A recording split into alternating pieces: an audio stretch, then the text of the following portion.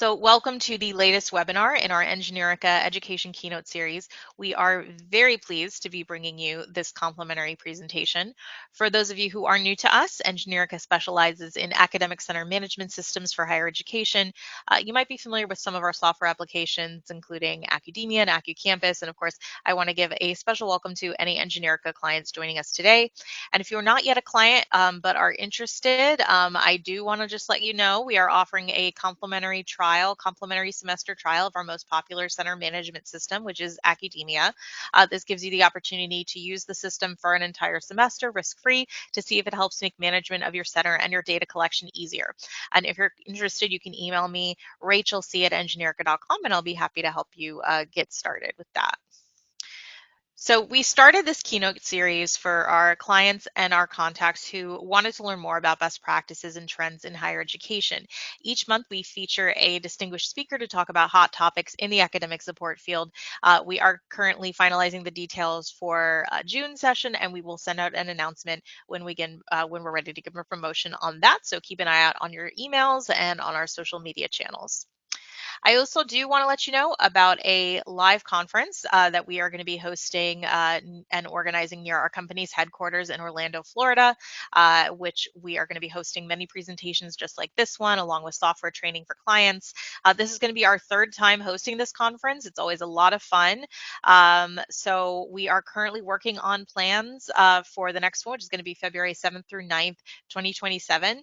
We are currently accepting proposals if you are interested in presenting a breakout session of your own, and as soon as I hand things over to our speaker, I will just drop that link in the chat if anyone's interested in taking a look there. And these can be general professional development sessions about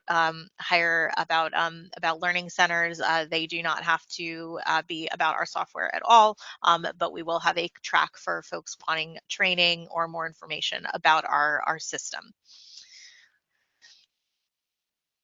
All right, so a quick introduction to myself. I am Rachel Cook. I am a client success manager with Engineerica. I was previously a learning center manager for 6 years prior to coming here. So like you all, I am very passionate about higher education and student success. I do have with me Nick Armstrong. He's one of our technical support specialists. He's here as my backup and also to help with any technical issues that may come up. And with that said, I am pleased to introduce you to this month's speaker.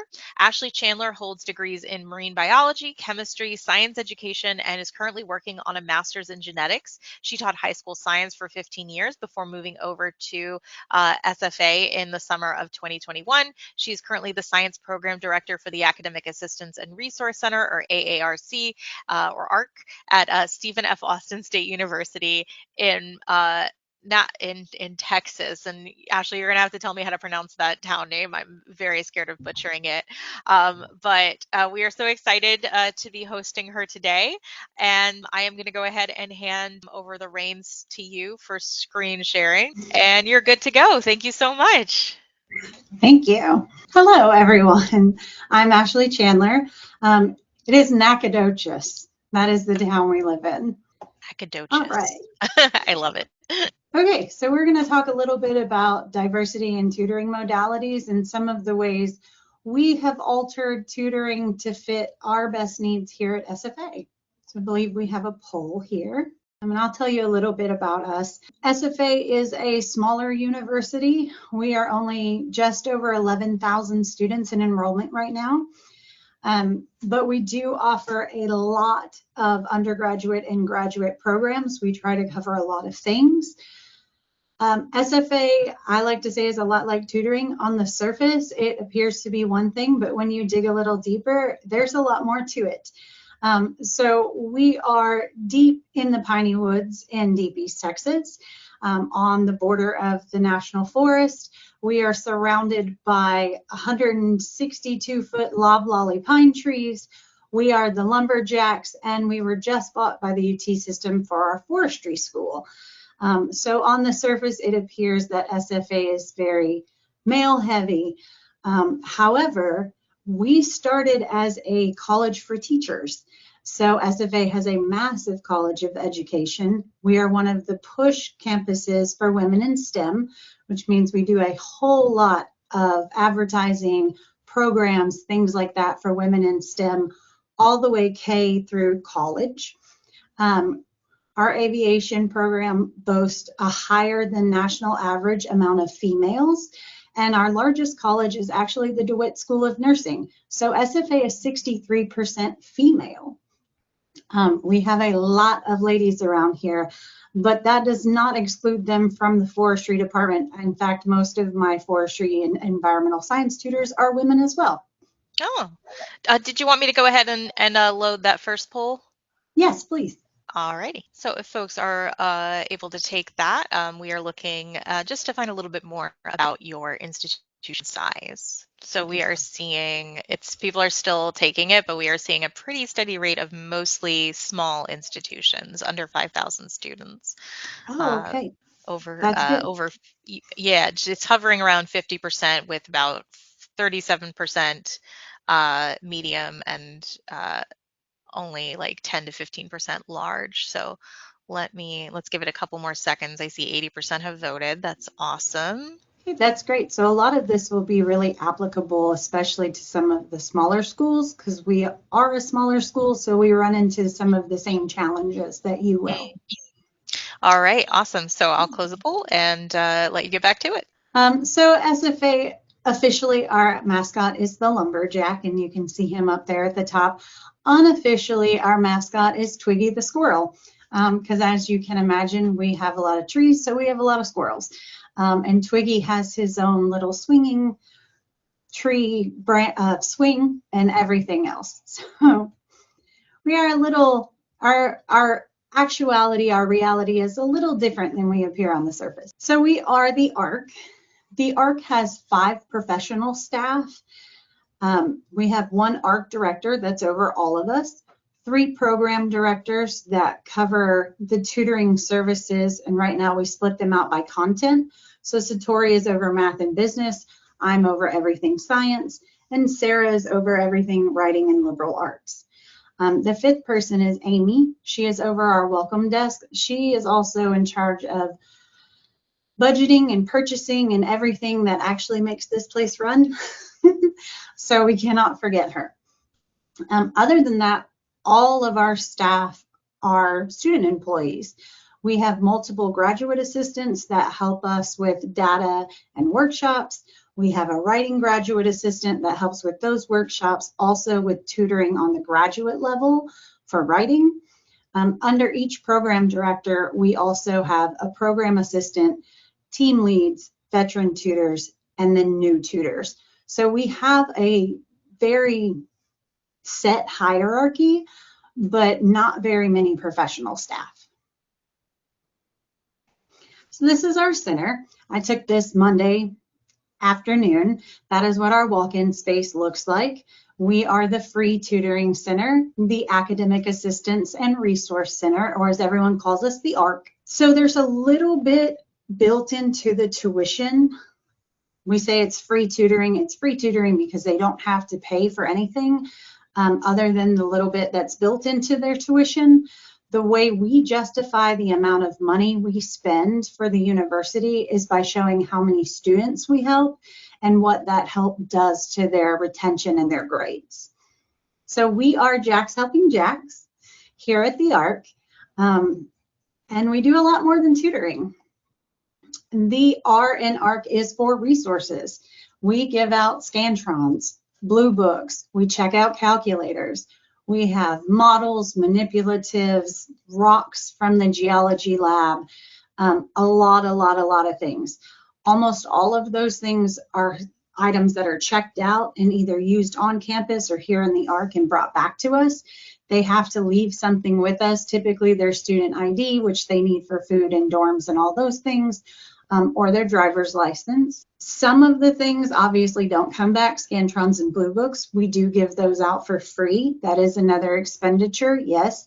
Our price for that is that they have to follow us on social media. So when they come to our welcome desk and ask for a Scantron, we ask if they follow us, they show that they follow us, and we give them a free Scantron. It gets a lot of people in the door. It also helps them find where we are, so when they need help, they know where to come. And then some of these pictures you can see are just things that go on in the AARC. The big whiteboard, that was done overnight. We weren't even here. Our space never closes. That's another perk to the ARC. Our tables, our chairs, our markers, our whiteboards, our power towers, all of those stay open. So as long as you can get into the library, you can get into the ARC space. So the students come in here and utilize our space and our markers and things a lot, even though we're not here all the time. So that has been another draw to the ARC that really helps the students want to come here, want to study here, because even when there aren't tutors here, they can utilize the space. And we teach them study strategies. All right, so a little bit about our statistics. Like I said, we have 5 professional staff members. Everyone else is a student employee. Right now, we have about 167 student employees. We run 7 different types of tutoring modalities, which I'll get to in a moment. We have a lot of course listings that are offered, but you will see the courses that we serve are a lot more, and there is a reason for that. Some of that is things like the writing table. The writing tables are writing tables. They're one service, but they can cover any class that writes. Doesn't matter if it's forestry, English, chemistry, math, they can help. We, just like every other tutoring center, we cover mostly freshmen, and as you go up on that scale, we have less and less services. Some of the programs go pretty high. Nursing goes pretty high, up to 3rd semester of the nursing program. But most of what we do is on the freshman level. It is based off of the SI model. So the majority are your entry levels, your sciences, maths, English, history, those sort of things. We also share our statistics with the professors and the tutors, and we encourage them to share those with the students as well, not only in that current semester, but in future semesters, to show them like, hey, the ARC has services and here's what happens when you go. So I put right here, this is one, we call it an SI success report. We send these to the professors, and then we color code the students. So you can see all of the gray bars are students that have never attended the ARC for this service. The blue ones are ones that came a few times. Those are usually the students that come just before test. They come just for their review. And then the purple are the students that come regularly. And in this case, you can see some students that come regularly still struggle, and maybe they don't pass. However, the statistical likelihood of getting an A if you come regularly versus if you come some of the time or none of the time, the chart is pretty telling. It speaks for itself. And we all know we can tell students, even college students, the same thing a million times, but when they see it in their face and it's an actual graphic or a meme or a reel, they pay attention a little more. I think that's not just true with college students, it's true with all of us. But those graphics really help. So right now, the science program this semester, just for me, I have 70 tutors. We are running 47 SIs, 5 power hours. As of Monday, they had done 406 hours of appointments, just shy of 2,000 hours of walk-in visits, and just shy of 9,200 visits total for the science program. And that's just me. So for being a small school with not very many professional staff, we run a really robust tutoring center, and it's the tutors, y'all. They're amazing. Hey, Ashley, if you could Yes, go ma'am. back, I have a couple of questions that are Yeah. based on that slide. So Yeah. I don't normally like to interrupt, but since it's a time sensitive, one person is asking, is the chart on the top right tracking success of supplemental instruction? And the other question we have is somebody who is unfamiliar with the term SI. So if we could just define that super quickly for anybody listening who isn't familiar with Oh, it. yeah. Yeah, sure. Not a problem. SI is supplemental instruction, and that is the type of tutoring where the tutor has taken the class and passed it with an A or a B at this university, preferably with that professor, but not always. And then they sit in on the class again just to be there and to pitch to the students or tell them we have tutoring. And then they run 2 tutoring sessions, 1 hour apiece throughout the week based off of what was going on in class. It's kind of like if you've ever had an academic lab for a classroom, supplemental instruction is very similar to that. So the tutor creates plans, they come up with activities, they do Kahoots and games and stuff like that to reinforce what the students have learned in class. Because the class is mostly lecture, and so I say this is where we do the fun part of teaching, and the tutors get to have all the excitement with the students and really help reinforce that content. And also we teach them study strategies in doing that. So that is supplemental instruction, that's SI, and it's most of what we do. And the second question was about the graph. So the SI success report, the way we calculate those is we pull all the students that were enrolled in the course, we pull their final grades for the course, and then we divvy them out based on what was their grade and how many times did they come for tutoring. So if you can see this chart a little bit bigger, across the bottom, these are the students that received an A, a B, a C, and then at the top are the D's, the F's, and the withdrawals, because our main focus in retention and everything else is to drop those DFW rates. So we have less people repeating classes, less people failing or suffering GPAs or potentially not coming back. So yes, those are calculated based off of their grades in the course against the amount of times they visited the ARC. And just to let everyone know, we are going to be able to share the slides once we send out the recording for the presentation as well. So if you need to zoom in on these or any other charts, you'll be able to do that. Thank you, Ashley. Yeah, not a problem. All right. Okay, so some of the main types of tutoring we do, these are the main types of tutoring we've seen across other learning centers as well. There's supplemental instruction. Now I snagged that screenshot before they started, really. We Zoom record all of our SIs. It is something that started during COVID because everyone had to go virtual, and then we realized there are a lot of benefits to that. Multiple ones I will talk about in a little bit, but one of those being we can evaluate our tutors and do what we call pop-ins, which is where we watch them and say, hey, this was great, work on this, that sort of thing. So we use those recordings for a lot of reasons, including pop-ins. So I snagged this screenshot before they started going. You can see kind of on one screen, there's a QR code. That's where they sign in for attendance. They've got what looks like a Jeopardy game on the other one, and they're just kind of waiting for people to come in. But this is pretty much what our SI rooms look like. It is a tutor in a room with students from that class, and the tutor is tutoring. It looks very similar to a classroom setting, but it is supposed to be client, we call the students clients. It's supposed to be client-centric, not tutor-centric. So it should be the fun part of teaching.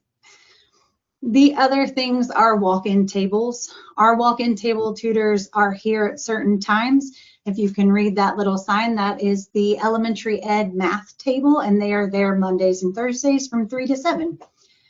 At the walk-in tables, the tutors are there. When the sign says a tutor is going to be there, the students can come in, get help with their questions, whatever they need, leave when they're done. It's just very come and go. It's not structured for the tutor. They're just waiting on the clients to tell them what questions they have. But they do have to be here regardless of whether or not they have clients.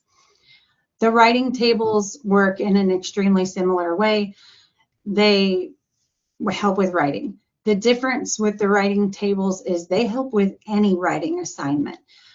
So we have some specialty writing tables, like the environmental science people.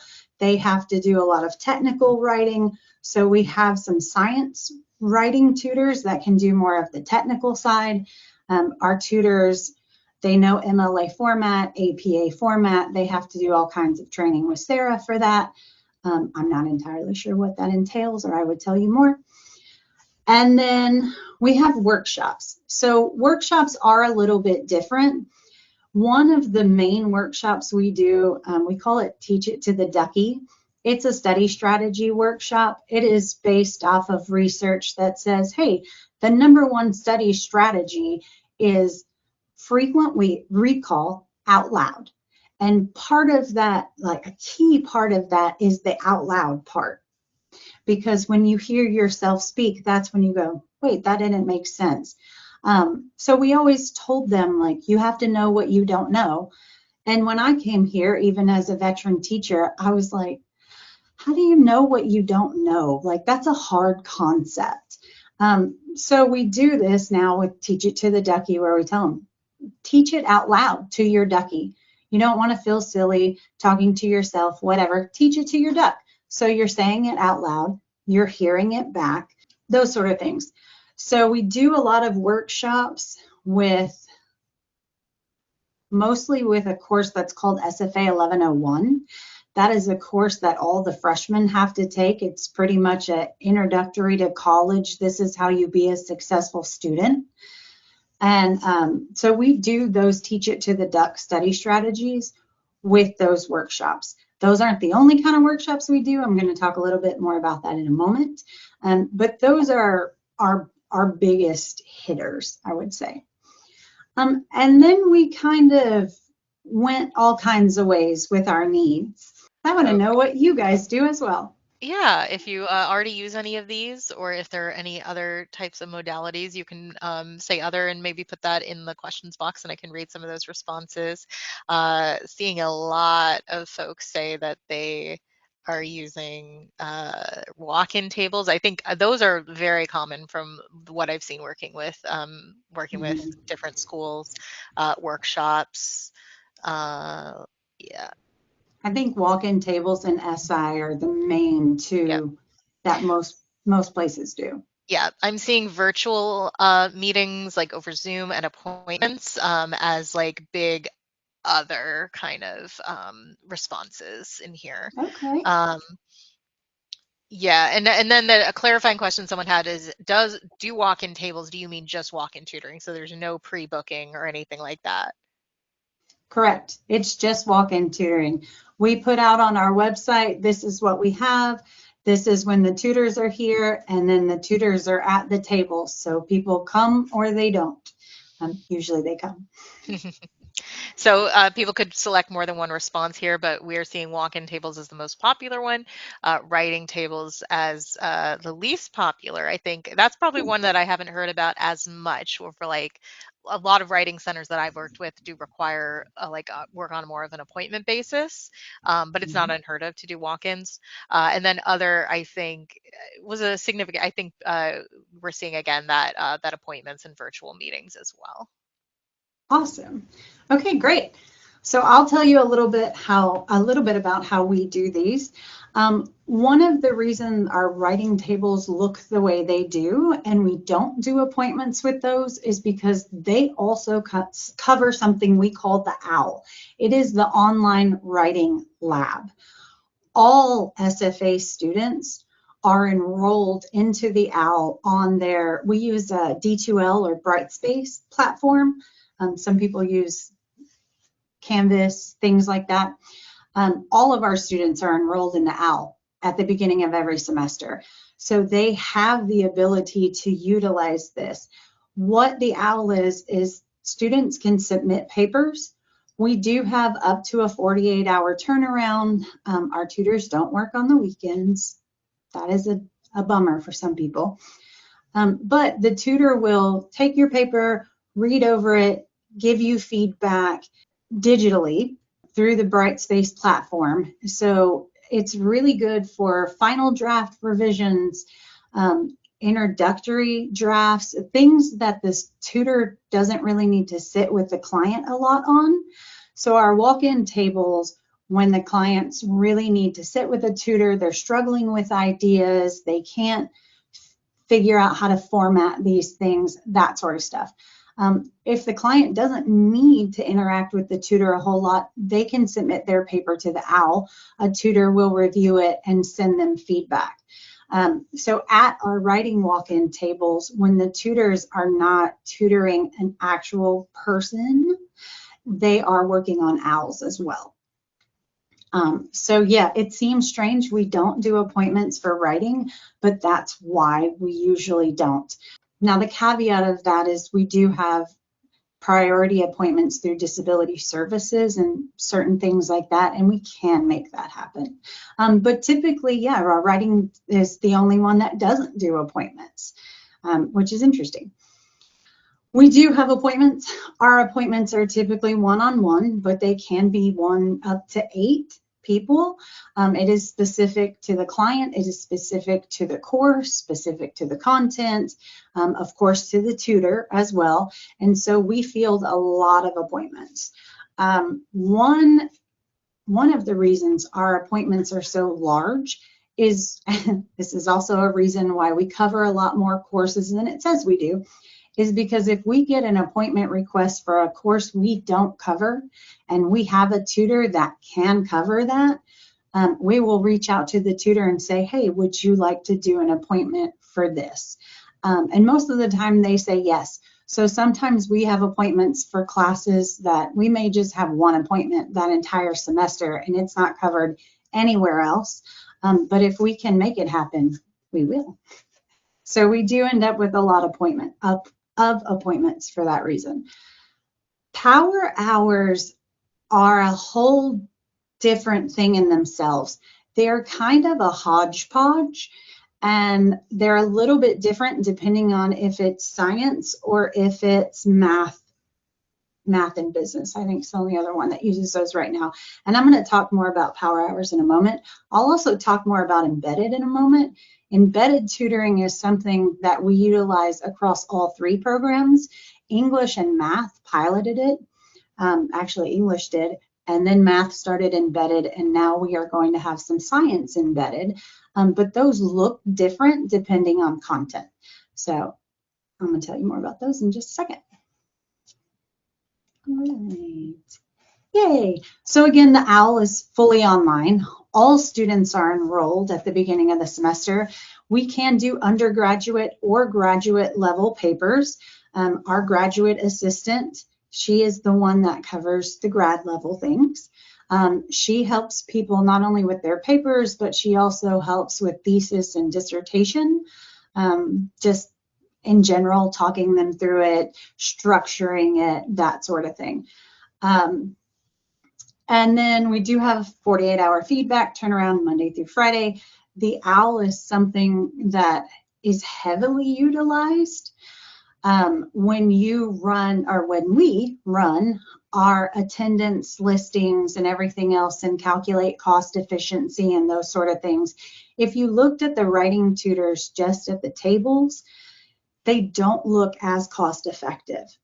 When you add in the fact that they're doing all of the OWLs, they're way cost effective, because when they're sitting here, if they don't have a person, they're working on an OWL, and we get a ton of writing assistance requests. Because again, if they write in any class, if they have to write a paragraph in religious histories, we can help them with that,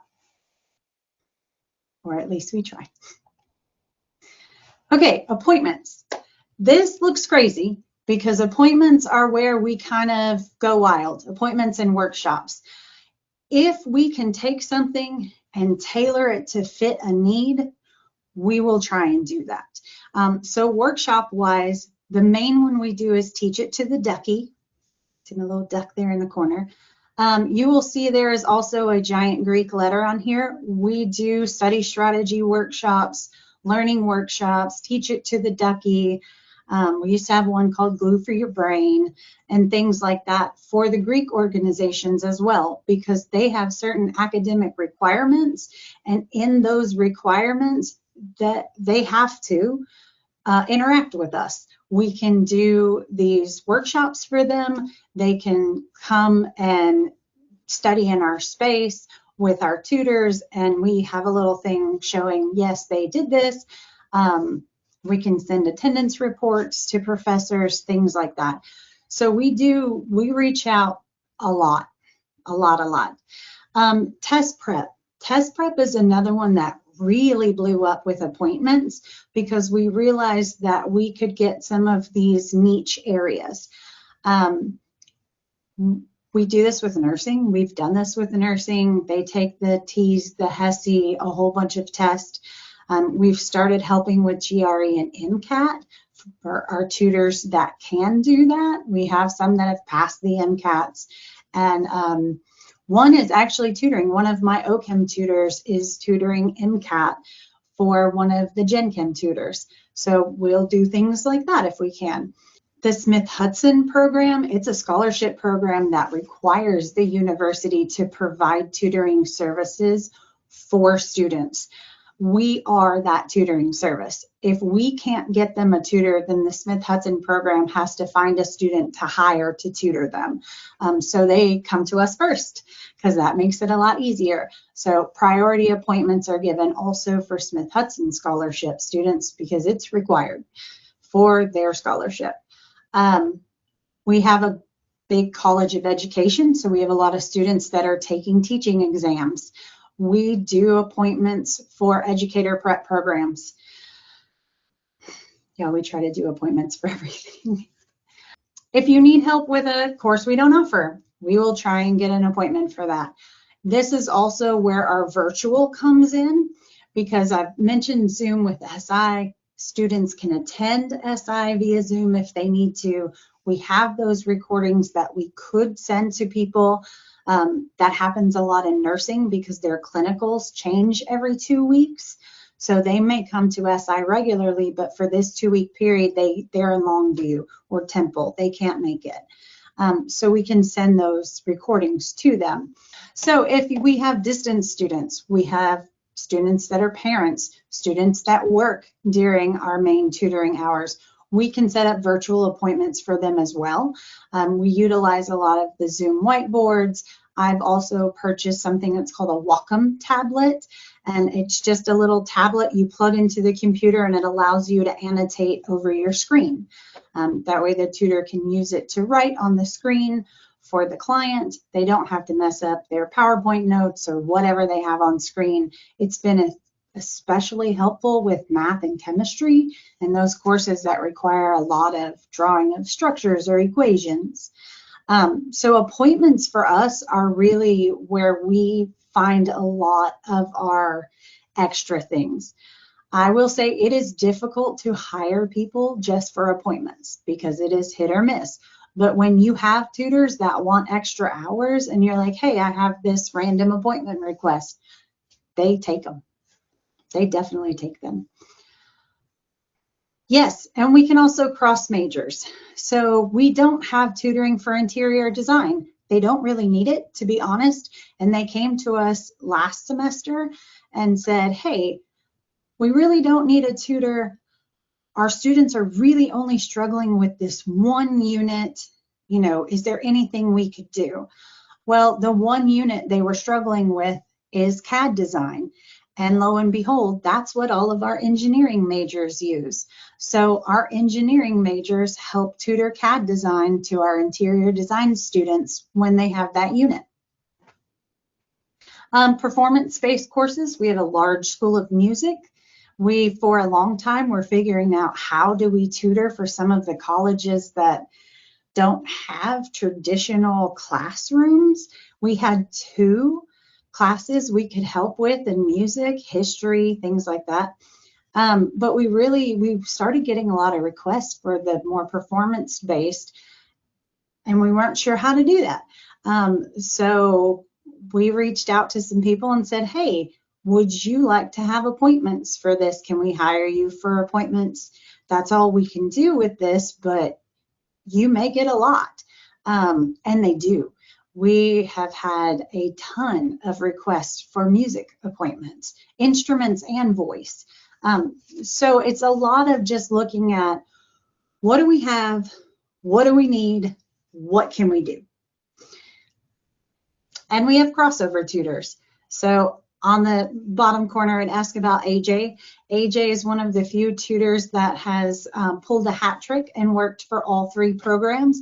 They do exist. We are getting more and more of them. We have a ton of crossover tutors between physics, engineering, and mathematics. But we have some also between writing and science. And I'm going to talk about those a little bit more. Do I need to pause for any questions real quick? We did have a couple of questions in here. How do you get students to attend SI sessions? We have trouble getting students to attend them. Mm-hmm. Yes. So it is difficult, especially when a program is first starting and the tutors or the students aren't used to the fact that there is a tutoring service for that. Professor buy-in is a really, really big one. The more the professors are on board and remind the students and things like that, it's helpful. Now, one thing we don't encourage or discourage. We stay kind of neutral because it's a double-edged sword and we don't want to tell anyone what to do in their classroom, but some of our professors do offer extra credit for, you come so many times, it's so many points, or the people that go the most get whatever. I'm not sure how they do it, but some of them do that as well. That is, again, not something we encourage or really discourage, to be honest. But a professor buy-in is a really big one. We train our tutors really well. We also pay them really well. I will say we are the highest paying on-campus job right now at $15 an hour, which is pretty substantial for out here. Mm-hmm. But that they do a lot of work, a lot of work. But honestly, the tutors making it fun, that can be one of the biggest draws as well. I hired a tutor that told me in his interview, he said, I haven't really used the services because I don't need them a lot. But I will say that I heard about Callie's SI so much that I went a few times just to see what it was about, and it was a lot of fun. So a lot of it is just the clients like it. What they tell us, the 3 main reasons they come to tutoring or return to tutoring is they have fun, it's comfortable, they enjoy it. It's just, they like it. They like it. They like being here. They feel like it helps them. So they feel more confident. They feel like their studying is going better, like they're feeling it. And then lastly, when they actually see the difference. That is another reason why we share that SI success report, and we will encourage professors at the top of the semester to show it to their classes and say, hey, look, we have services for this. Here's what happened last semester when people went. This is what it can do for your grades. We put it in their face a lot. Our SI tutors are required to sit in on the class again if they can. And they are required to pitch to the class whether they can sit in or not. So they either have to pop in person, in their AARC shirt and say, hey, everybody, I'm your tutor. Here's where I am, or they have to make a digital pitch that they send out through D2L via the professor. A lot of our tutors, and this is not something we've required, but they started it on their own and it's been really successful. A lot of them will start group me's for their SIs, and that way they can send reminders and little study tips and stuff like that, and that's gotten a lot of people in. I wish there was a magic bullet answer for that. There's not. It's a ton of marketing and making it a place they want to come to, and then them actually seeing like, oh, hey, this does make a difference. This is helping. Word of mouth from student to student is also a huge one. Like I said, with the one kid that wanted to come just to check it out, but a lot of the tutors and students will say, yeah, come study with me in the ARC, or like, hey, I'm going to SI, come with me. So we also encourage the students, like, are you a little nervous to come? You're not entirely sure? Bring a friend. That way you're not by yourself. Now there's 2 of them. We also, when we advertise, we put our tutors' pictures on stuff, and we let them choose the picture. We used to take headshots of them in their shirts, but then sometimes that got a little funky because they weren't ready for pictures and whatever. So we let them choose a good photo of themselves as their advertising, and we send it out. So we tell them, hey, come to tutoring, here's the services, and this is what your tutor looks like. So when you walk in, you have a face to connect with it. We also require all of our tutors to wear their AARC t-shirt while they're tutoring. That way it's very clear who's the tutor and who are the students, because you don't want to embarrass yourself by coming in and asking someone a question and they're like, oh, I don't work here. I've done that in Walmart. I don't like it as an adult. Another question is, what are some of your workshop topics? Okay, so our workshop topics are mostly study strategies and a few of the really like research says when you talk out loud to yourself, research says it's all the different things. So we've kind of gotten away from this in education, but I know when I was younger, it was a lot of, are you a kinesthetic learner? Are you an auditory learner? Are you a visual learner? Um, I and remember research those. really shows the people that do the best are the ones that get that content in all of those areas, not just the one they're strongest in. So I tell the tutors as well as the students, you know, we need to try and read it, write it, see it, say it, do it. So make it fun. Include videos. I follow a YouTube channel called Kurzgesagt. It's German. It means in a nutshell. And they do a lot of cute animated, I say cute, it's high school level, high school or college level, animated science things, and they're fantastic and they're accurate. And I've encouraged the tutors, yeah, show a clip. I mean, obviously don't spend the entire time watching something, but you want to show a 3-minute Amoeba Sisters clip that's funny and gets them laughing and gets it in their head, go for it. Awesome. We have a number of other questions, but I think we can save those for the next stop or for the end, because I want to keep the momentum going for you. Awesome. Oh, yes, I will talk more. Okay, I'll speed it up a little bit for y'all. Power hours. I've talked about power hours a little bit. They really came about because one year we had to sit down and say, okay, it's time to reassess our budget. We were changing our tutor pay. We had to look at all of the nitty gritty logistics. And we realized in doing that and calculating cost efficiency and everything else, we had a huge group of tutoring services that they weren't cost effective, but we had enough people coming that we didn't want to cut the service. And so we really had this pull between the humanity of I want to serve everybody and help them all, and the business mindset of we can't just spend money for no reason. So Power Hours really grew out of that. That is where we take, for me, for science, Power Hours are utilized a lot when we have a service that is either new, brand new, or it's kind of different, like computer science. They really just kind of got to do it. There's not a lot of lecture part the tutor can do. So I utilize Power Hours for those. They are a hybrid for me between walk-in and SI. They are once or twice a week. The tutor does not have to sit in class unless they need to. They don't have to plan unless they want to. They can treat it just like a walk-in. They do have to communicate with their professor, and they do have to pitch for the service, but they can treat it like a walk-in service. They don't have to plan for it. So that takes a lot of pay out of our end because we pay our tutors for everything they do. That includes planning. So our SI tutors work about 8 hours a week, but only 2 of those are actually in-person tutoring hours. So Power Hours have kind of come to fill in these spots, and then appointments blew up.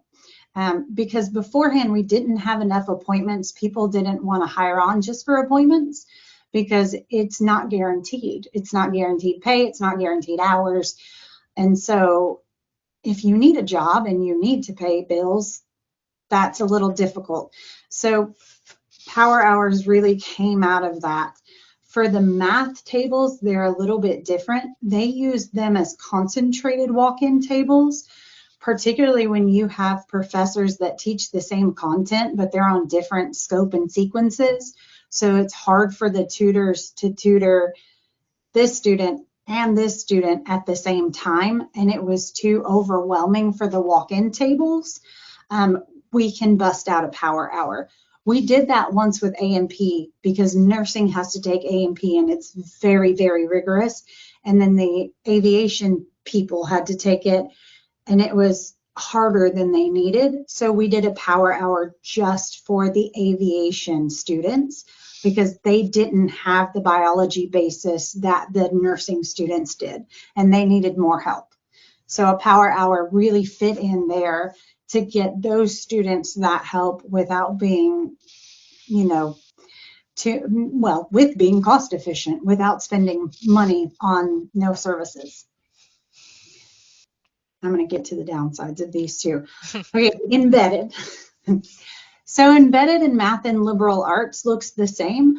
The tutor sits in on the class during class time to actually help.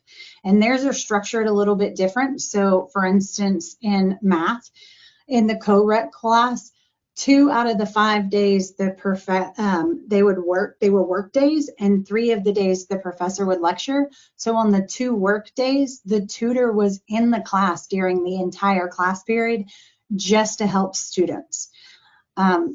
It helps the professor as well because it gives them an extra hand. So if they don't have a graduate assistant or a teaching assistant or something like that, the tutor can be that extra person in the class to help during those work days.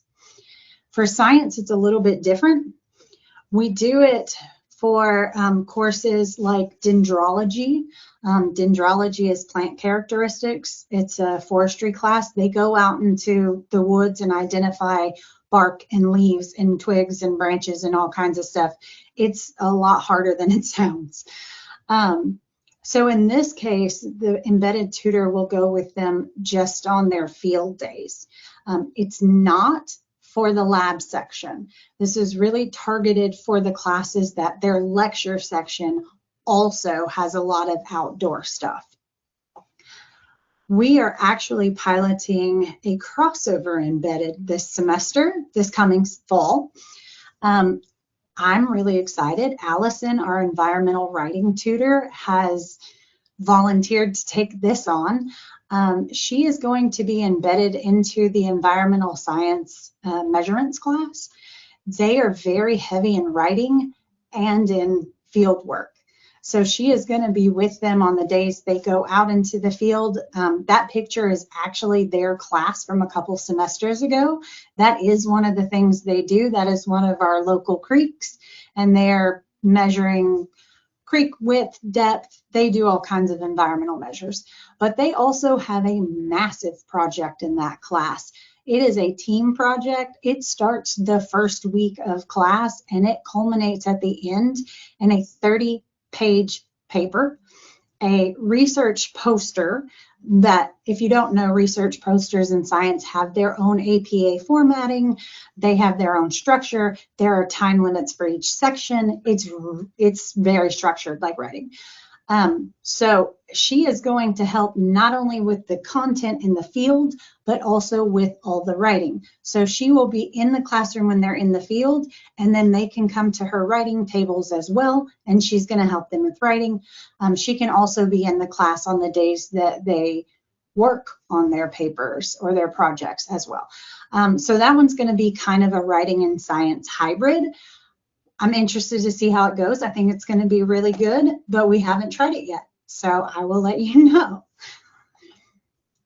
So just a little thing on how to compare. I won't spend too long on this because you'll get this PowerPoint. And then at the very end, I put tutoring is the tutor in the class. I also put the hours. Now you will see walk-in tables and appointments, or well, walk-in tables in the OWL, they'll say 1 to 26. The university caps our student employees at 26 hours a week. I don't think any of our tutors actually work that much unless they do all kinds of tutoring. But that's just the range because you have to have at least 1 hour to be an employee and you're capped at 26. So it's a big range for them. They can sometimes have as little or maybe as many hours as they want, just depending. The embedded is 45 hours a semester. So most of these are done by week. Embedded is done by semester because it's not consistent. They may not sit in at all this week, and they may sit in for 3 days next week. Which brings us to our downsides. These are our leadership lessons learned.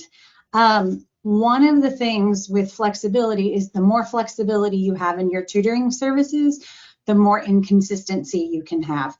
So one of the major downfalls with the way we do appointments is I may have MCAT tutoring this semester, but not have anyone that can do it next semester. So on the extras, they're extras and they're not guaranteed. So that can be frustrating, not only for us, but for the faculty and the students. We are very, very open about that. If we can do it, we can. If we can't, we can't. Now, our main services, we do stay consistent on, but the extras, they're hit or miss. That means the service is hit or miss for the students. It also means the pay is hit or miss for the tutors. When we have appointments, clients may not show up for those appointments, and after 15 minutes, the tutor clocks out and they're done. So they may only get 15 minutes worth of pay. That's frustrating. If people don't sign up for the appointments, the tutor doesn't have to be here, so there's no pay at all. And they don't have to come, but they also don't get paid. So it was really difficult to get students to hire on for just appointments unless we're sure there's going to be a lot. Like for education, they're all student teaching. They can only do appointments anyway, but we have a lot of those because they all have to take multiple tests for their certification. It can reduce or expand cost. Crossover tutors reduce cost a lot. I have a girl that tutors A&P and computer science. She helps save us a lot. But it can expand costs because when those tutors graduate, you may have to replace them with more than one person. So I have a fantastic OChem tutor. She's the one doing MCAT tutoring. She is graduating this semester. And I've been sent 2 people to replace her, one for the SI and one for the walk-in tables. And it's warranted, it's needed. So I am having to do a little bit with my budget to figure out, how do I replace these people and grow and not go over my budget? What you see in here, I put budgeting nightmare. Yes. So the more flexibility you have, the better it is, but the more it can cause issues. Prioritizing by need, that can be by professor, by content, by disability services. You have to prioritize. So sometimes, like, I'm trying to grow in forestry, so I may have to tell chemistry, hey, I can only take one of those tutors. We've got to make it work. The OWL registration is fantastic. The OWL's fantastic. The registration can be a nightmare because if they run the OWL registration before enrollment closes or like late enrollment or whatever, it can miss students. And then the only way to fix that is to unenroll and re-enroll everyone or to find those individual people and plug them in. I think that's more of our system, but it is a problem we face. And then space and tutor availability. You've seen pictures of our space. That's our walk-in space. I only have one room in the AARC for my SI tutors, and I run 47 SIs this semester. So I use 4 rooms in the library, which is where the AARC is, and I don't know how many rooms, but I have tutors in 6 other buildings on campus this semester, including in the Wellness Hub, because that's where we have classroom space. So for us, finding space and finding tutors that can do all the things can be difficult. And it takes a lot of work. The more flexibility you have, the more work it takes, but it's worth it. And then faculty. Faculty is a huge, huge part of this. I am sharing these photos, and I will share this story quickly with permission, I will say, and for a reason. Faculty can make or break services. And we know that if you get a profession large enough with enough people, you're going to get all the kinds of people. So you will have faculty that love you and want to work with you, and faculty that absolutely do not want you to breathe in their presence. That's just the nature of working with people. However, being in my position, being a program director in the Learning Center, you've really, really, really got to make those relationships work. So I have featured here Dr. Franks. Dr. Franks is our OChem professor. He's amazing. He was actually a tutor at the AARC when he was a student as an undergrad, a chemistry major. And you can see he has office hours in the AARC. I just recently got him a shirt. That's one of our AARC shirts. And we had periodic tutor put on the back because it's chemistry. I gave a shout out to our makerspace for making that for me. Please don't judge my grammar on social media. I'm a science person. But I use Dr. Franks as an example because when I first got here, he would not work with the AARC. The reality of working with people is that sometimes they butt heads and don't get along. And there was a person in this position before me that for whatever reason, he did not get along with some people, and Dr. Franks was one of them. And they had just not jived well together for so long that Dr. Franks would not utilize the AARC. He didn't send his students over here.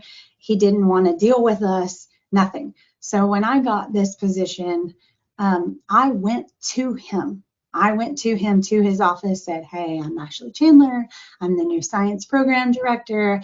I just wanted to meet with you, get to know you, see what I can do for you, all of this. And I really worked with him to say, hey, how can I fix this? And you see that's worked out for me. And Dr. Franks is one of our biggest supporters. He loves the AARC. He is over here doing office hours in the evenings sometimes. It started out because he was coming over to tutor the tutors while they were at work and then just stayed to help. But that professor buy-in is a big one. So that leads me to our humility and extreme ownership. You got to have it. I am a headstrong person. That may be surprising, but I'm a very headstrong person. But I know sometimes when I have to bite the bullet, take the blame, whatever. So for instance, we had a situation one semester where there was a complaint and they told my boss, well, you know, we emailed Ashley and didn't hear anything. I don't delete any of my emails.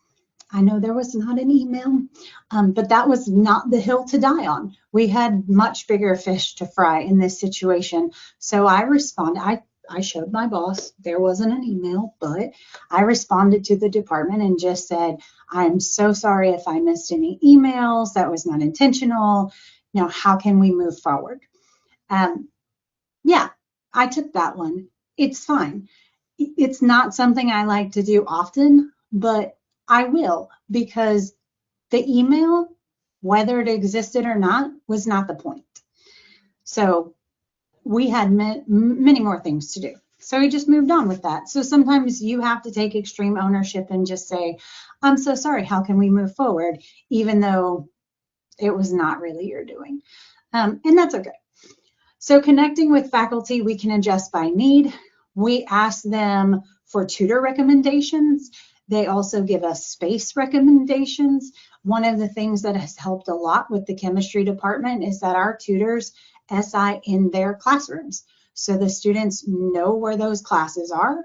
The tutors know the equipment, and the professors know that the tutors have the equipment they need in the classroom to do whatever they need to cover.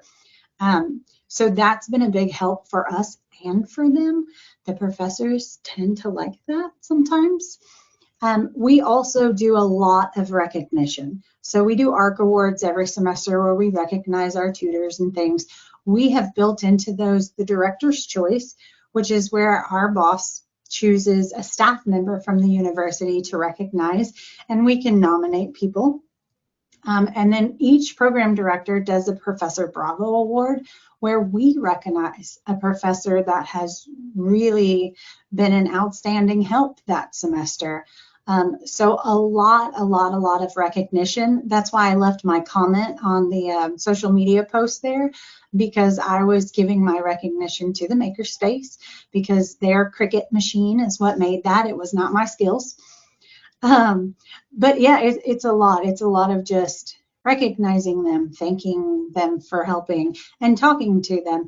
And now sometimes Do you have to hold your boundaries? Do you have to tell them no? Do you have to have difficult conversations?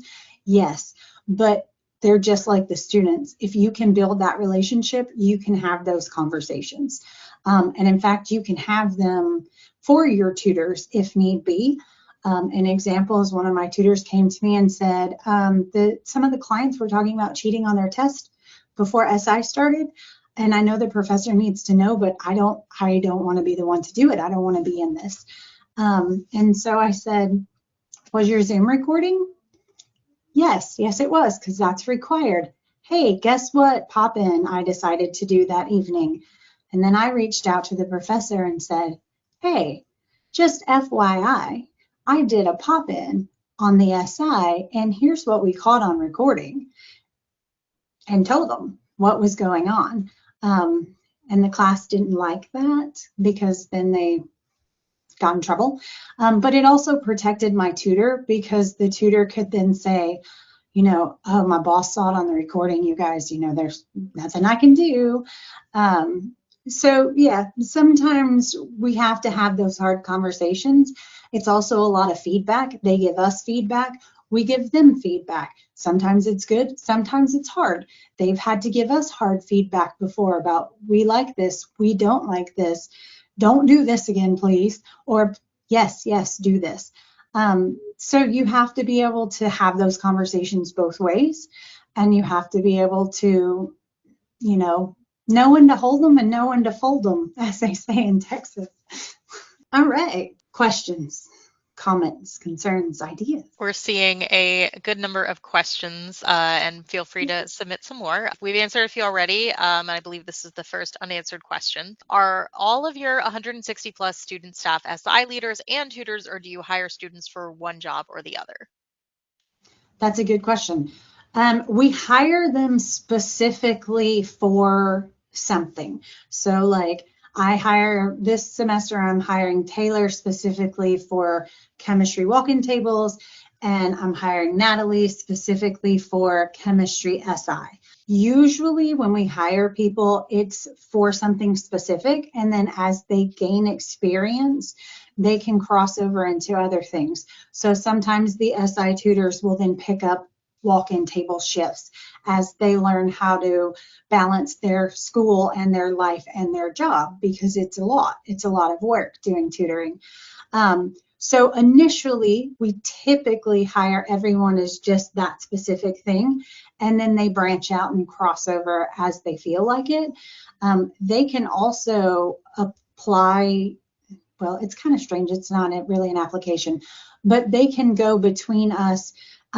So we have a student that started as a statistics tutor. She still does the stats walk-in tables, but she's a nursing major. So when I had a position open up on the A&P tables, she asked to do that. And so she does walk-in, but she does walk-in for math and for science. Yeah, we don't try to start them out that way because it can be too overwhelming. So this question, I think you already kind of answered, but I want to just kind of highlight it really quick because the question was, how is SI different from embedded tutoring? And I thought that was an interesting question because at a lot of schools I've worked with, the phrases are pretty much interchangeable. But sounds like you have a distinction between the two. You have SI and embedded tutoring both, and they are not the same. They are not. So for us, SI, while the tutor does sit in on the class again, they don't actively help during class at all. They actually plan a tutoring session for outside of class based on the content that was covered in class. The embedded tutors are actually in the class, they help during class time, and they don't do anything outside of that. Unless they also have walk-in table hours, but that's separate, that they've just had through us. So yes, our SI sits in, but their tutoring is all out of class, and the embedded, their tutoring is all in class. Okay. And then our next question is can you talk about your relationship with the SFA 1101? It's pretty similar to what I'm hearing from a lot of colleges in terms of like some kind of intro to college, uh, intro to like soft skills kind of course that a lot of Mm-hmm. schools are introducing. How are your workshops linked to the course is the more specific question there. Okay. So SFA 1101 has actually grown. It was originally a course that they just put the students that they got in, but they were kind of on the bubble. Mhm. Um, as I don't know if it's the COVID students or what, but as the years have gone on, we realize more and more and more people need those skills. So SFA is now requiring it for all freshmen. And originally we would reach out to them and say, hey, we have this study strategy workshop. Do you want to try it? And they would sign up or not. But as our academic provost taught one of the SFA 1101 courses and came to our presentation, and now they're required as part of all the SFA 1101 courses because he liked it and thought it was so beneficial. So they are required now as part of the course. In the first couple of weeks of school, they sign up with us, and between the student leadership team and the graduate assistant that's over that, they run, I don't even know how many workshops, a lot. It's a lot. They run all those workshops. And so we try to have them over here in our space so they can be here and see what we are and what we have. But sometimes we have to go to them, just depending. So yeah, that's something that really got built out above my head, but it was awesome. The class itself is mostly like, living on campus. They try to get them to try out different organizations. I know some of the SFA 1101 professors will do things like you can get up to this many points extra credit by attending sporting events or club meetings or things like that. So they're really pushing to get those students not only grounded academically, but also involved on campus. So that course covers a lot of like study strategies, what services do the campus has? How do you get to those services? What do you do in this situation? What are the organizations? How do you study? How do you connect with other people? It's I think it's kind of, well, I taught high school, so to me it's pretty much the college version of teen leadership, where it just teaches you how to be a decent college student and what all these things mean. All right, and the next question is, what are the biggest challenges between students and tutors? The biggest challenges between students and tutors, I think, is the boundary of friendship versus this is my job. Mm. Because we tell our tutors, like, when you have a group meet, that's fantastic. Set office hours. That way, if they message you outside of those office hours, it doesn't come through. And you can tell them, these are my office hours. I will not answer anything between, whatever PM and whatever AM. Because it is a small campus, because they are friends, or they get to become friends, or they just feel friendly. Sometimes the students will expect the tutor to answer them, or well, they'll message them one time, like 2 a.m, and then expect them to answer them sometimes. I think that is really the biggest challenge. Or they're like, you're my friend, help me out. But in that case, we tell the tutors, listen, put the blame back on us.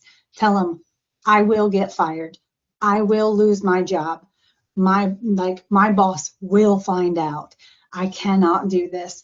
Or if there's a situation where they don't feel comfortable doing something, or just it's a little crazy. It's a college campus. So, for instance, we had a tutor one year that a person kept requesting her for an appointment. It's because they were an ex and she had blocked them and wouldn't talk to them. So she came to us and said, hey, this person keeps requesting my appointments. I cannot take this appointment, and this is why. And so we told them, hey, you can't have an appointment with that tutor. They're booked. But if you would like for me to book you with another tutor, we can do that. Um, and then, we do things like that. So I think the biggest challenge is just that they are the same age, they are friends. And so sometimes we really have to buffer that and be like, hey, I know they're your friend, but I will fire her. Don't do that. Yeah. Next question, do your professional staff do any tutoring themselves, or do they solely coordinate student and peer tutors? We do some tutoring ourselves. We mostly just coordinate. Sometimes when things get started, it's with us. For instance, the teacher test prep tutoring, we piloted that during a summer program with the PDs. So I actually tutored the science people that were taking their education tests. We do also utilize us when we have to do upper level things, or like I've given a lot of those SFA 1101 workshops. I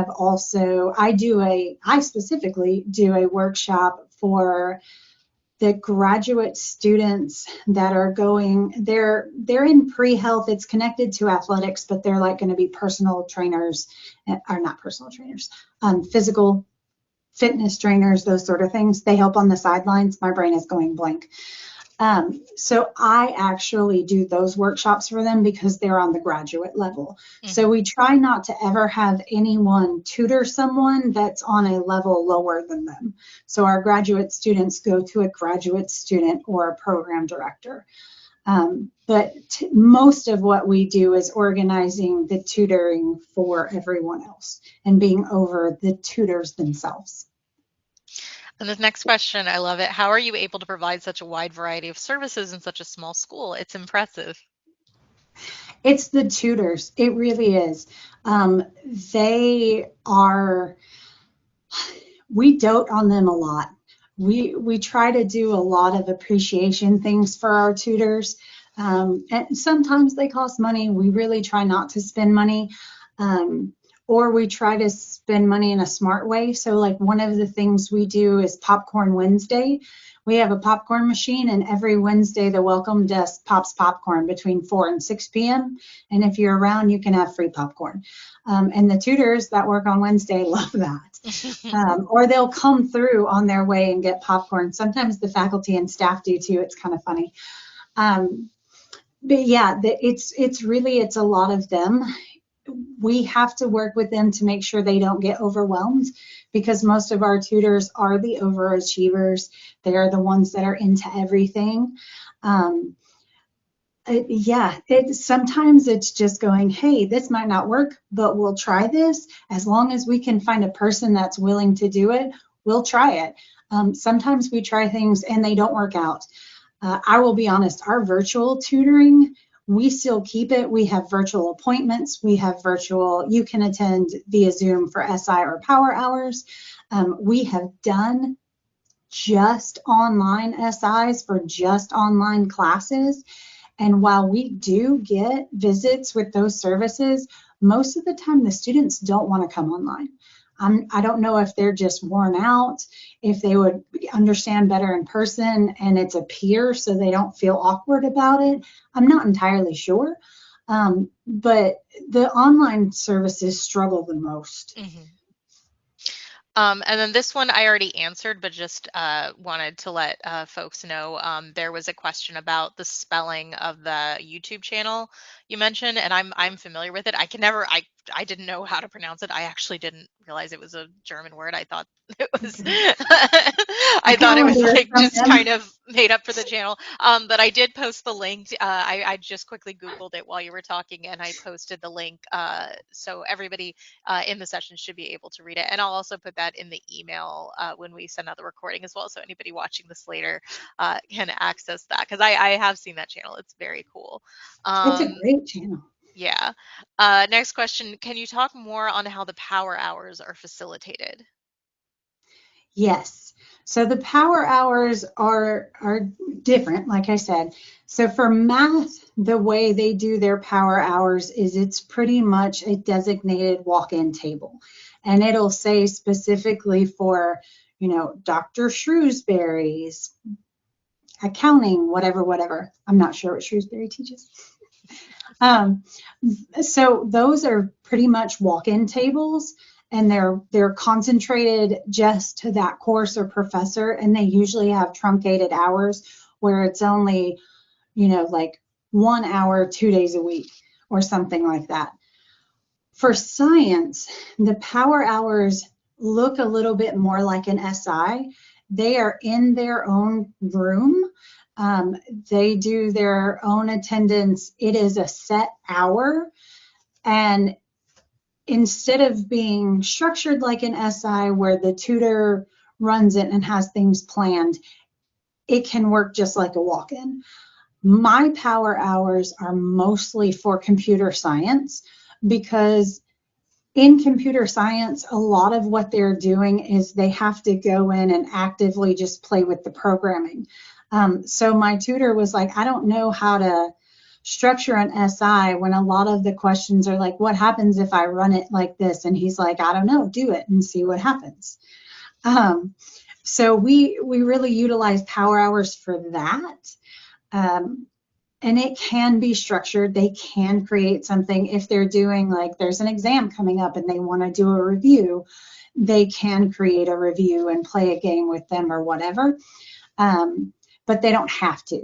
So for science, it's in a classroom. It's mostly walk-in style. It can be SI style. And for math and English, it's really more like a walk-in table that's just, hey, I'm here for just your class, not for all of accounting, just for this professor. All right. And we do have a few more questions, and I know we're almost at the 90-minute mark. I can keep asking, but I just want to be mindful of time here. The next question is, can you talk more about why you call students clients? Oh, I can. Here, I'm going to put this up too while I talk. I think that was really just something we did to help keep everything straight in our mind, because all of our tutors are also students. Almost everyone that works here is a student. So when we were talking about them, it was getting confusing because if you say the students, or are you talking about the tutors? Are you talking about the clients? Who are you talking about? So we tend to say the students when we mean the student body. The tutors are anyone that works here. They're the SI tutors, the walk-in table tutors, the kids that work the welcome desk. A few of them don't tutor, they just do the welcome desk. But if they're a student employee for us, we call them tutors. And then any of the students that were coming to utilize our services, we called them clients. I think that probably came from the business program director because in business, clients are clients, you know? So there's not really like some real big, awesome reason. It's just it got confusing saying students.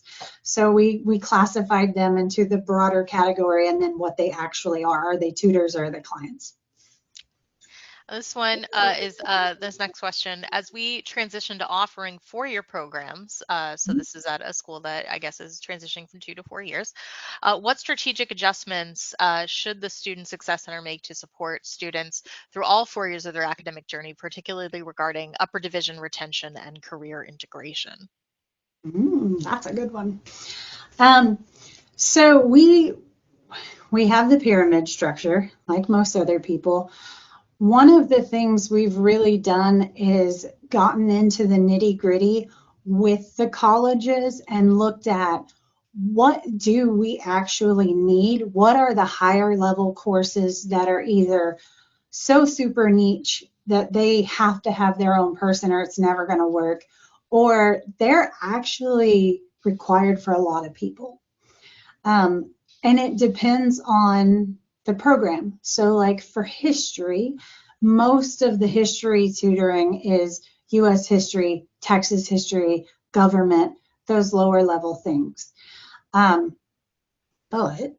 for math, we go all the way up through Cal 3. And in nursing, we will go up through the third semester of nursing. The way it's done, the first 2 years are pre-nursing, and then the last 2 years are the nursing program, and it's split into 4 semesters. So for that one, we go all the way up through the first semester of their senior year, which is pretty high. On that one, honestly, it's a lot of what gives us the most bang for our buck?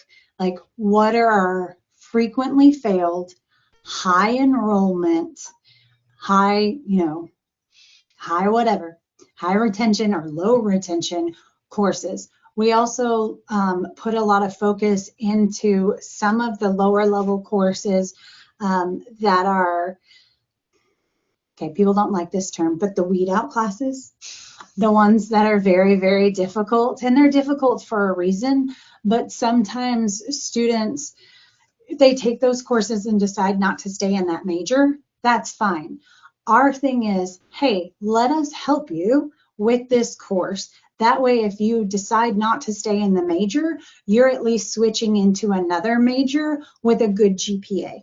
Mm-hmm. And when we sell it that way to the students and to the faculty, they really like that because they don't want people to fail their course. They want them to be successful, but they want them to understand they have to be successful at a rigor level that's up here. And I'm like, hey, we can get them there. And then they can decide, do I want to continue with this level or do I want to try something different? Or maybe this level is fine and I just don't like this content, whatever, but let's help them not dig themselves into a hole before they really figure it out. I mean, because let's be real, they're coming in as 18, 19-year-olds. Some of them change majors. Mm-hmm. This next one was a comment that I wanted to highlight. Our writing consulting program supports students through every stage of the writing process while promoting individual ownership of their work. Rather than simply editing papers, we encourage students to develop confidence in their ideas, revisions, and writing choices. I like the idea of allowing students to submit papers for feedback because it increases access to support outside of scheduled sessions. However, I do wonder how this can be incorporated without losing the value of in-person interaction or reducing students' ownership of their writing. So that's an interesting point. I have a lot of folks I work with who do have paper drop-off services as well, and it's I think often just a necessity in order to be able to like help more students, even Mhm. if you're losing some of that one-on-one interaction. Well, and we also try to tell them like, hey, the writing tables and the OWL really kind of do two different things. At the OWL, when they read your paper and give you feedback, they give you feedback. You still have to go make those edits and do all of that stuff, and they either do or they don't. That's on them. Yep. Um, but when they sit with the tutors, that's when they really get that. So we tell them a lot like, hey, if you just want someone to read over it, like, is my grammar good? Am I organized correctly? Is my APA formatting, MLA formatting right? Whatever that is, send it to the OWL. Hmm. But if you really like, you're in it, you're struggling, you're in the midst of your paper, you're not sure which direction you're going, you don't understand the prompt, you're not sure if you really are answering the prompt, any of that stuff that you would like talk to a friend about, come to the tables. Mm, that's a great point. And then the next question is, how do you decide which tutoring modality is best suited for a particular course? It depends on the course. I look at the course itself. We look at, have we had tutoring for it? Historically, what does that look like? What were those visit numbers? How many people are requesting it? How many people are enrolled in the course? What level is the course at? What's its failure rate? What's its, retention rate? We look at a lot of those things, and a lot of the times I discuss it with the professors and just say, hey, these are our options. Based on what I know about your course, this would be my recommendation. Mhm. What do you think would work best for your students? And that's really how we came up with the crossover embedded that we're going to pilot in the fall, is by doing that Yeah. with one of the professors. So I look a lot at the course itself. What are all of its statistics and decide like, what do I think would be the most beneficial to be able to keep the tutoring, to get the students, and to pay the tutor. And then this one, I think I warned you the other day, you might get a question like this. We have a Mhm. program similar to what you described. Would you be willing to, for the SFA, the 1101, would you be willing to share your materials for these workshops? Hmm. For the SFA 1101, I don't think that will be an issue. That is not officially my thing, but I will double check. Okay. I don't think any of it is anything really proprietary, honestly, so it shouldn't be an issue, but I will ask. Okay. Yeah. So if we're able to share that, we will share that with the presentation recording and the slides as well. And then, I also like, oh, sorry. I oh, was go going to ahead. say, I threw this up here. This is Hi Hello. It's a free app. You can create 2 business cards on it. The business building actually told us about this, or business school. We utilize this for the tutors as well because they can create business cards for their SI that has the location, the days, and the times. And then if somebody says, hey, when's the SI? They can go, oh, yeah, and send it off their phone or show them the QR code or let them take a picture of it, whatever. But it has the information and a picture of the tutor. So if you if you scan the QR, you would see mine. But yeah, we can utilize those for the tutors as well. And it's a really cute, really free way to advertise and get that information out quickly. Awesome. And then this is the last question we have for right now, which is good because we are at our 90-minute mark. Does your tutoring program have any external certification, such as through CRLA? Yes, we actually do. We have CRLA. We are SI training, tutor training. I can't think of the name. We are certified under SI as people who can train tutors. And then we have CRLA, we do ICLCA, and all of those typical ones as well. Okay. All right. And then there was a quick question by somebody. What was it called again? And I'm just clear. I think this person means the course. It was SFA 1101. But if that is not answering your question, oh, the app. Oh, The app. hi, hello. Hi, hello. Hi, hello. All right. Well, thank you everybody for your time today. I'm just gonna drop in the chat that link once more for the conference if you are interested in if you are interested here to everyone in presenting. Oh no, that's the YouTube channel. This is the other one. Okay, but that one's too if you want to access that, that's a great channel. But here is just again for everybody the link to our live conference if you want to submit for professional to present a breakout session for professional development there. But thank you everybody for joining us today. We greatly appreciate any feedback you can provide on the survey when you leave, and if you have any further questions you can always get in touch with us. And thank you, Ashley, for your time today. And thank you, everybody, for joining us. And we will see you at the next webinar. Bye, everyone.